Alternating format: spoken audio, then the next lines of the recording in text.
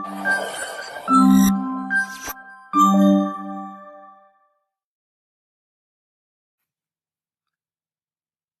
Everyone and welcome to this channel. तो आज हम लोग करने वाले हैं एनालॉग इलेक्ट्रॉनिक्स 1 में हमारा अगला topic that is RC phase shift oscillator.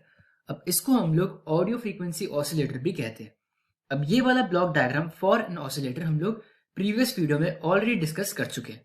तो इसका जो एम्पलीफायर बनता है वो बनता है कॉमन एमिटर कॉन्फ़िगरेशन का, एंड इसके फीडबैक में तो क्योंकि ये आरसी फेज शिफ्ट ऑसिलेटर है तो फीडबैक हमारा बनता है with the help of R and C combination. Now the phase introduced by the amplifier is 180 degree.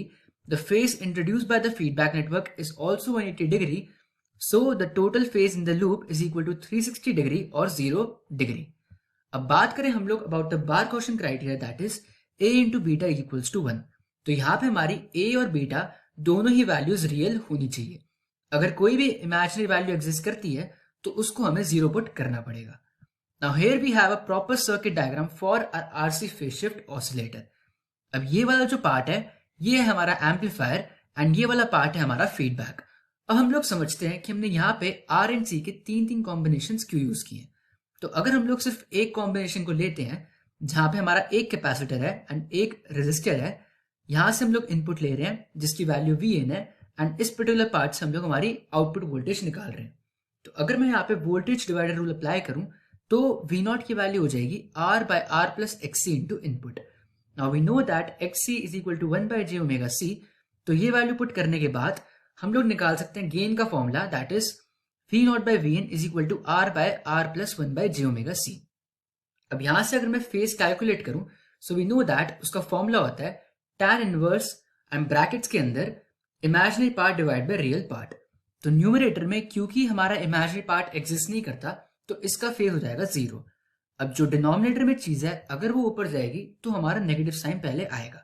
अब यहाँ पे हमारा इमेजिनरी एंड रियल पार्ट दोनों एग्जिस्ट करते हैं तो हमारा फेज हो जाएगा zero minus tan inverse of 1 by omega C R. अब हमें यहाँ पे आर और सी की वैल्यू ऐसे रखनी होती है जिससे हमें फाई की वैल्यू 60 डिग्री मिल सके। तो इसीलिए हम लोग यहाँ पे तीन कॉम्बिनेशन यूज करते हैं ताकि हमें टोटल फेज 180 डिग्री का मिल सके। Now let us talk about the advantages and disadvantages of RC phase shift oscillator. तो advantages की बात करें, so no inductor is used here, hence it has a very small size. It is well suited for frequency below 10 kHz and it is also known as a fixed frequency oscillator. बात करें इसके disadvantage की, so it has a small output due to a small feedback. The frequency stability is poor due to temperature and aging effect, and it requires high gain which is practically not possible. अब हम लोग देखते हैं to calculate the frequency of RC phase shift oscillator. तो ये जो points हैं ये हमने ऑलरेडी देख लिए दैट ए इंटू बीटा की वैल्यू 1 होती है एंड ए और बीटा दोनों वैल्यूज हमारे रियल नंबर होनी चाहिए। तो अगर हम लोग हमारा फीडबैक सर्किट उठा लें ऐसे एंड हम लोग हर एक पर्टिकुलर पार्ट में I1, I2 and I3 current assume कर रहे हैं, यहाँ पे हमारा V नॉट एंड यहाँ पे हमारा VF। तो यहाँ पे हम लोग यूज करेंगे हमारा कैपेसिटिव रिएक्टेंस जिसको हम लोग XC से डिनोट करेंगे, एंड XC की वैल्यू होगी यहाँ पे 1 by SC where S is equal to J omega. अब यहाँ पे हम देख सकते हैं कि अगर मैं हर एक पार्ट पे केवीएल अप्लाई कर दूं तो मेरे पास तीन इक्वेशंस आ जाएंगी। तो जब मैं फर्स्ट वाले लूप में अगर केवीएल अप्लाई करूं तो मेरी इक्वेशन बन जाएगी V naught is equal to 1 by SC into I1 plus R into I1 minus R into I2। अब ये चीज क्यों हो रही है, क्योंकि इस पर्टिकुलर पाथ में हमारे दो करंट्स फ्लो कर रहे हैं, यहां से हमारा I1 भी फ्लो कर रहा है एंड उल्टी डायरेक्शन में हमारा I2 भी फ्लो कर रहा है। एंड ये चीज हमें पता होती है कि जिस पर्टिकुलर लूप में हम लोग इक्वेशन निकाल रहे होते हैं हम लोग उस करंट को प्रायोरिटी देते हैं, तो इस वजह से हमारी इक्वेशन कुछ ऐसी बन जाएगी। अब सिमिलरली हम लोग सेकेंड एंड थर्ड लूप से भी इक्वेशन निकाल लेंगे एंड उसको हमने नेमिंग दे दिया that is equation 1, equation 2 and equation 3। अब इसी इक्वेशंस को हम लोग एज सच मैट्रिसेस के फॉर्म में रिप्रेजेंट करेंगे। तो जो भी हमारी I1, I2 एंड I3 की वैल्यू थी फॉर द फर्स्ट इक्वेशन वो हमने यहाँ पे ऐसे लिख दी है। Similarly for the second equation हम लोग ऐसे लिख देंगे and similarly for the third equation हम लोग यहाँ पे ऐसे लिख देंगे। उसके बाद हमने I1, I2 एंड I3 का यहाँ पे एक मैट्रिक्स बना दिया which is going to be equal to the constant value. तो यहाँ पे है V नॉट 0 एंड 0। अब यहाँ पे जो भी हमारा सबसे पहला मैट्रिक्स है उसका हम लोग डिटर्मिनेंट निकालेंगे। अब डिटर्मिनेंट निकालना सबको आता ही है, तो डिटर्मिनेंट की वैल्यू निकालने के बाद वो कुछ ऐसी आएगी। अब यहाँ पर हमारा मेन काम है कि हमें i3 की वैल्यू निकालनी है। तो i3 की वैल्यू के थ्रू हम लोग क्योंकि vf की वैल्यू भी निकाल सकते हैं। अब i3 निकालने के लिए हमें सबसे पहले d3 की वैल्यू निकालनी है। अब d3 कैसे निकलेगा, तो जो भी हमारा ये वाला मैट्रिक्स है एंड जो हमारा थर्ड मैट्रिक्स है, तो थर्ड मैट्रिक्स की जो भी वैल्यू है उसको हम लोग डायरेक्टली यहाँ पे थर्ड कॉलम में रिप्लेस कर देंगे। तो हमारा d3 जो बनेगा डिटर्मिनेंट वो कुछ ऐसा दिखेगा।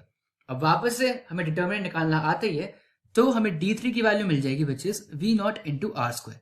अब i3 की वैल्यू होती है d3 डिवाइड बाई d।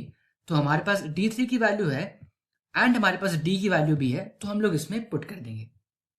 अब हमारा मेन मोटिव है to calculate the value of vf। तो vf का फॉर्मूला हो जाएगा r इंटू i3। हमारे पास i3 की वैल्यू है एंड r से हम लोग मल्टीप्लाई कर देंगे। अब यहाँ पे हमारे पास आ रहा है v नॉट, तो vf बाई v नॉट हमें पता है that is a transfer function. तो यहां से हम लोग बीटा की वैल्यू निकाल सकते हैं। अब जहां पर भी हमारा s है वहां पे हम लोग j ओमेगा पुट कर देंगे। अब हम लोग देखेंगे j के टर्म्स को। So we know that j square हमारा -1 के बराबर होता है, j cube is equal to -j and j to the power 4 is equal to 1। तो जहां जहां पर भी j के टर्म्स हमें दिखेंगे वहां पर हम लोग ये पर्टिकुलर वैल्यूज सब्सटीट्यूट कर देंगे। Now we are going to divide the numerator and denominator by -j omega cube r cube c cube. तो ये सब करने के बाद हमें कुछ ऐसा एक्सप्रेशन दिखेगा। अब यहाँ पे हम अज्यूम करेंगे that 1 by omega C R is equal to alpha. अब अगर मैं इसका स्क्वायर करूं तो बन जाएगा अल्फा स्क्वायर, अगर मैं इसका क्यूब करूं तो बन जाएगा अल्फा क्यूब। तो यहाँ पे हमारा एक्सप्रेशन बन जाएगा बीटा का that is 1 by 1 minus 5 alpha square minus 6 alpha J plus J into alpha cube. अब हमें पता है दैट कि ए अगर हमारी रियल वैल्यू है तो बीटा भी रियल वैल्यू होना चाहिए एंड इसको रियल करने के लिए हमें इमेजिनरी पार्ट्स को जीरो करना पड़ेगा। तो जो भी हमारे इमेजिनरी पार्ट्स हैं वो हैं j into alpha cube minus 6 alpha j, उसको हम लोग जीरो पुट कर देंगे। तो यहां से हमें अल्फा की वैल्यू मिल जाएगी which is equal to square root of 6। अब हमने अल्फा को कुछ स्टार्टिंग में माना था, तो 1 बाय ओमेगा सी आर हमारा अल्फा के बराबर था, उसको यहाँ पे हम लोग पुट कर देंगे। Now we know the value of alpha that is square root of 6। हमें निकालनी वैल्यू फ्रीक्वेंसी की, so we know that omega is equal to 1 by R C square root of 6 हो जाएगा। Now we know omega is equal to 2 pi F होता है, तो frequency हो जाएगा ओमेगा बाय 2 पाई। जब हम लोग ये वैल्यू पुट कर देंगे तो हमारे पास फ्रीक्वेंसी ऑफ ऑसिलेटर आ जाएगी that is 1 by 2 pi R C into square root of 6। तो ये थी derivation to calculate the frequency of a RC phase shift oscillator. So that was all for this video and I will see you in the next one.